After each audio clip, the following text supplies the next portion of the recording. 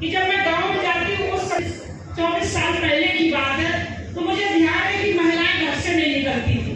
उस समय जब निकली थी तो आप खुद समझ सकते हो कि गांव में जब महिलाएं एनजीओ बनाई थी और उस एनजीओ का केवल उद्देश्य था कि गांव में जो व्यक्ति को जिस चीज की आवश्यकता है उस तक हम पहुंच सके एनजीओ के माध्यम से। अभी जैसे भैया कह रहे थे, संजय जी भाई साहब कह रहे थे कि जो सरकार नहीं कर सकती वो स्वयंसेवी संस्थाएं कर सकती है।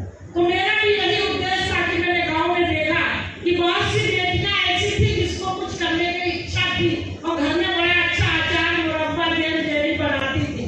तो मैंने कहा कि क्यों मैं उनसे मिली जाके और मैंने कहा कि आप इसका काम बढ़ाइए। तो उन्होंने कहा काम तो बढ़ाइए लेकिन हमें एक बार ट्रेनिंग दिलवा दीजिए। तो मैं जाके जब डीएम से मिली और मैंने कहा कि बाकी तो मैं कर लूंगी, केवल आपसे मैं आपके मदद चाहती हूँ कि हमारी पंचायत में वो महिलाएं और वो बेटियां जो करती अच्छा है पर उनको थोड़ा और बेहतर बनाने के लिए आप प्रशिक्षण दिलाने का काम करें। तो आप विश्वास नहीं मानेंगे कि डीएम ने कहा कि आप एक महिला होकर और मेरे पास आप आई हो तो निश्चित तौर से आपके गाँव में मैं प्रशिक्षण दिलाऊंगा। और उन्होंने ट्रेनिंग दिलाई और दिलाने के बाद अचार जेली के मुरब्बा बनाया। तो अब समस्या ये आई कि जी सतेंद्र जी, आज एनजीओ संवाद सम्मेलन का आयोजन किया गया है, क्या कुछ खास रहा है? देखिए, तमाम एनजीओ आज आए यहाँ पर हमारे पास में, लगभग 250-300 लोग हम लोग आज, जिससे हम लोगों ने 1-to-1 कांटेक्ट किया है और सभी को हम लोगों ने यहाँ पर उनकी समस्याएं भी हम लोग देख रहे हैं कि क्या समस्याएं एनजीओ के सामने आती हैं। इसके अलावा डिफरेंट क्षेत्र में एनजीओ काम कर रहे हैं। कोई नशा मुक्ति पे काम कर रहा है, कोई एनवायरनमेंट पे काम कर रहा है, कोई वाटर पे काम कर रहा है, इसी तरह कोई वुमेन एम्पावरमेंट पे काम कर रहा है। तो इस तरह से एक एनजीओ को भी हमें एक प्लेटफॉर्म पर लाना है। उसी दिशा में ये हमारे माननीय प्रधानमंत्री जी का एक कदम है, जो कि भाजपा की तरफ से, भाजपा का एक प्रकोष्ठ है हमारा एनजीओ प्रकोष्ठ, जिसके उसमें इनको बुलाया गया था।